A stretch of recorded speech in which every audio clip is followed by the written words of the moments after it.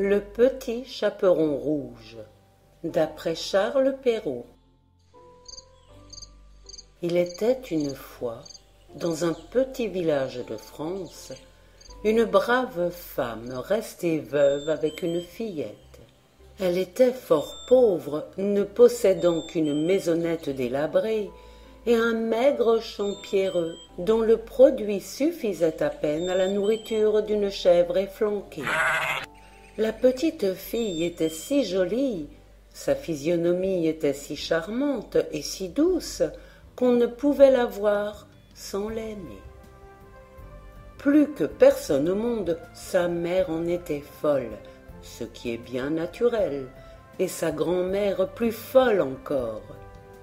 Cette brave vieille, toute courbée par l'âge, habitait dans un autre village, à une petite lieue de là.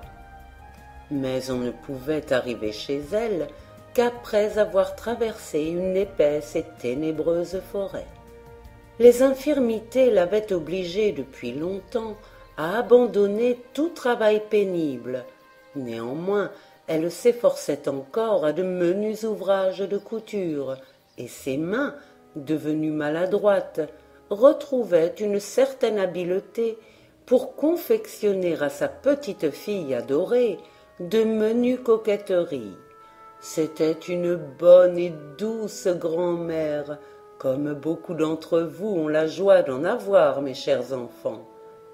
Elle avait fait un jour, à l'intention de la fillette, un petit chaperon rouge qui lui seyait si bien que tout le voisinage en était émerveillé.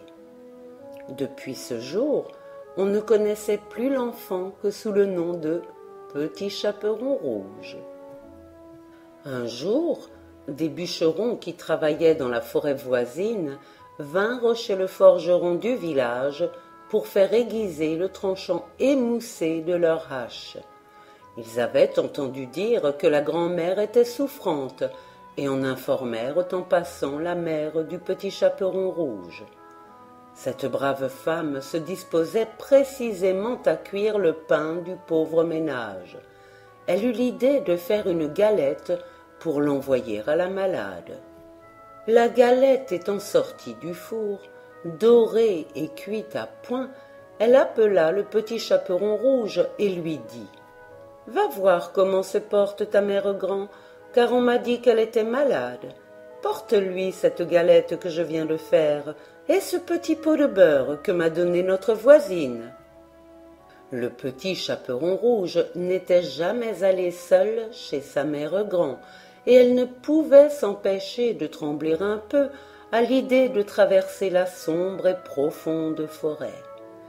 Mais c'était une petite fille bien élevée et obéissante, qui n'avait pas l'habitude de discuter les ordres de sa maman.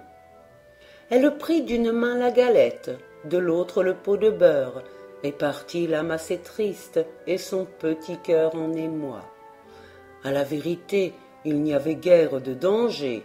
La forêt, depuis très longtemps, était devenue sûre, et de mémoire d'homme, on n'avait plus entendu parler de loups qui l'habitaient jadis, et qui, pendant longtemps, avaient terrorisé les populations environnantes.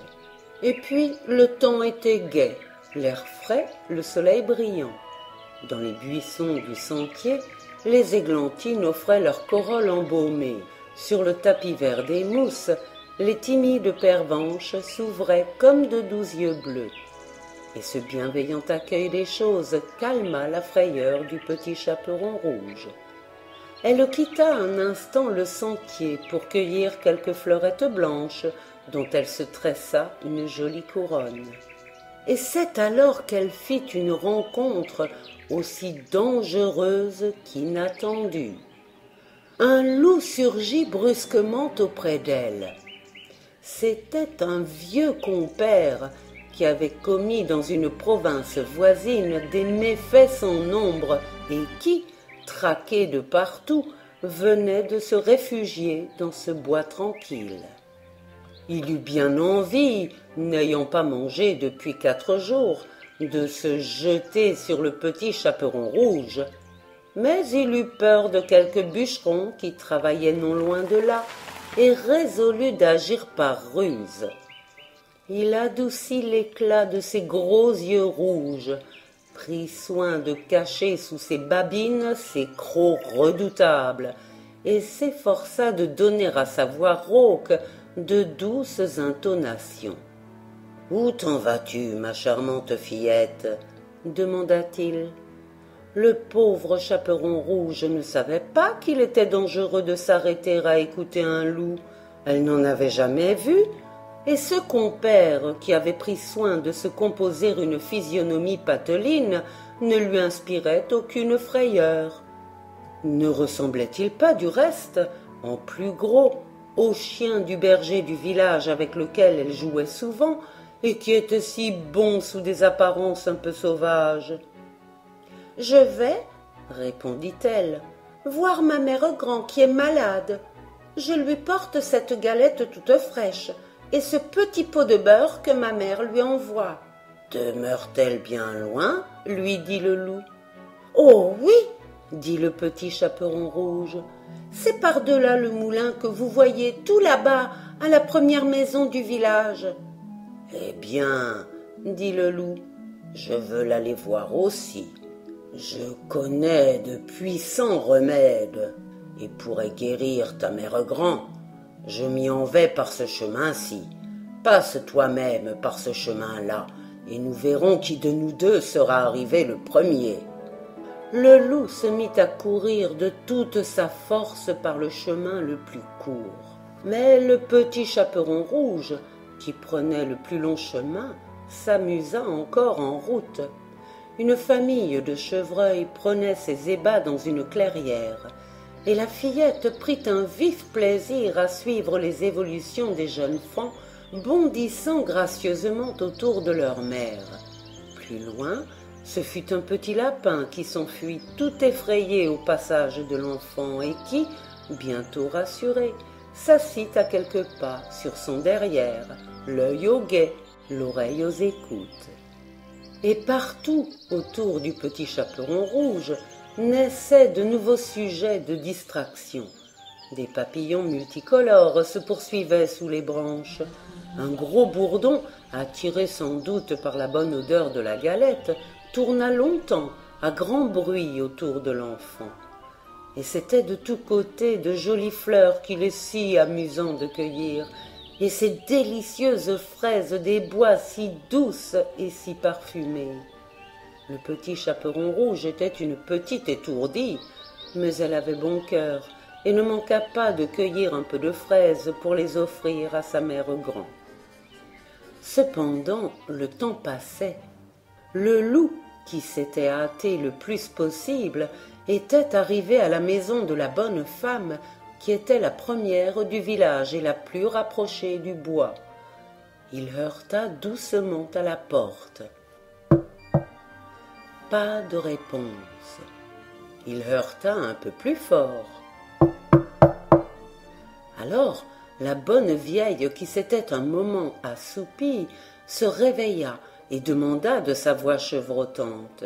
« Qui est là ?»« C'est moi, le petit Chaperon rouge, votre petite fille, » dit le loup en contrefaisant sa voix. « Ma mère vient d'apprendre que vous êtes malade et m'envoie vous remettre une galette et un petit pot de beurre frais. » La bonne mère grand, qui effectivement était un peu souffrante, s'était mise au lit. Elle ne se défiait pas, et d'ailleurs le loup avait si habilement contrefait une voix de fillette qu'elle crut bien reconnaître l'enfant. « Tire la chevillette, dit-elle, la bobinette cherra. » Ces mots signifiaient, dans le parler villageois de la bonne femme, qu'il suffisait de soulever le loquet pour que la porte s'ouvrît. Le loup tira donc la chevillette et entra. Il était méchant et fort affamé. Il se jeta sur la malade avant qu'elle eût le temps de crier et la dévora en moins de rien. Puis il se disposa à regagner sa tanière. Mais il songea que le petit Chaperon rouge arriverait bientôt, et ses babines sanglantes tremblèrent de plaisir à l'idée de dévorer cette chair jeune et fraîche. Il ferma donc la porte, mit sur sa tête le bonnet de la mère Grand qui cacha ses longues oreilles, et s'alla coucher dans le lit en ramenant les draps et la couverture au-dessous de son nez. On ne voyait presque plus ses yeux sur lesquels il plaça les lunettes de la bonne femme. À peine avait-il terminé ses préparatifs qu'il entendit frapper à la porte. « Qui est là ?» Dans sa hâte, le loup, perdant toute prudence, avait répondu de sa voix naturelle, qui est rauque et sauvage. Aussi le petit chaperon rouge fut-elle bien effrayée, et resta-t-elle interdite derrière la porte, n'osant faire un mouvement. Mais elle réfléchit que la mère Grand était sans doute enrhumée, ce qui suffisait à expliquer l'altération de sa voix. Et comme le loup répétait d'un ton cette fois un peu adouci, « Qui est là ?» elle répondit. « C'est votre petite fille, le chaperon rouge, qui vous apporte une galette et un petit pot de beurre que ma mère vous envoie. » Le loup, s'enfonçant la tête sous les couvertures, lui cria. « Tire la chevillette, la bominette chèrera !» Le petit chaperon rouge tira la chevillette, comme il lui était ordonné, et la porte s'ouvrit. Le loup, la voyant entrer, ne se sentit pas de joie. « Ferme bien la porte, » dit-il. « Mets sur la huche la galette et le petit pot de beurre, et viens te coucher avec moi, que je te vois de plus près. » Le petit chaperon rouge obéit de point en point. Elle ôte ses vêtements et va se mettre dans le lit, où elle fut bien étonnée de voir comment sa grand-mère était faite en son déshabillé.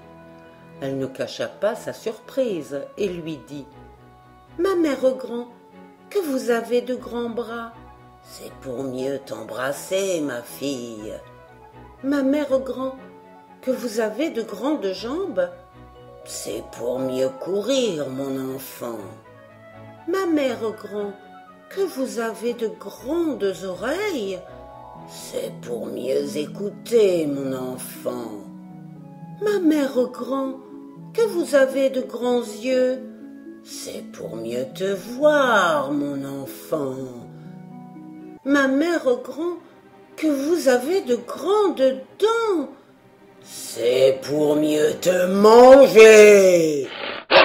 Et en disant cela, le méchant loup se jeta sur le pauvre petit chaperon rouge et le mangea. Moralité, on voit ici que des jeunes enfants, surtout de jeunes filles belles, bien faites et gentilles, font très mal d'écouter toutes sortes de gens, et que ce n'est pas chose étrange s'il en est tant que le loup mange. Je dis le loup, car tous les loups ne sont pas de la même sorte. Il en est d'une humeur accorte, sans bruit, sans fiel et sans courroux, qui, privés, complaisants et doux, suivent les jeunes demoiselles jusque dans les maisons, jusque dans les ruelles. Mais hélas, qui ne sait que ces loups doucereux de tous les loups sont les plus dangereux ?